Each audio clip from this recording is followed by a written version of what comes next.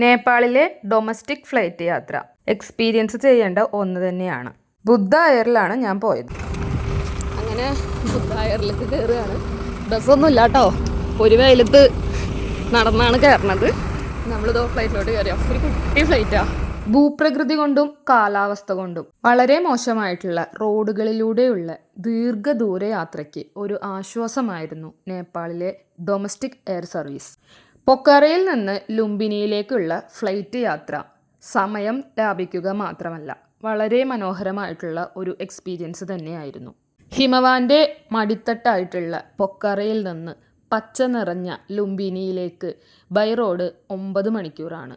Domestic എയറിൽ correct 20 minute കൊണ്ട് ഞങ്ങൾ ലുംബിനി തൊട്ടു.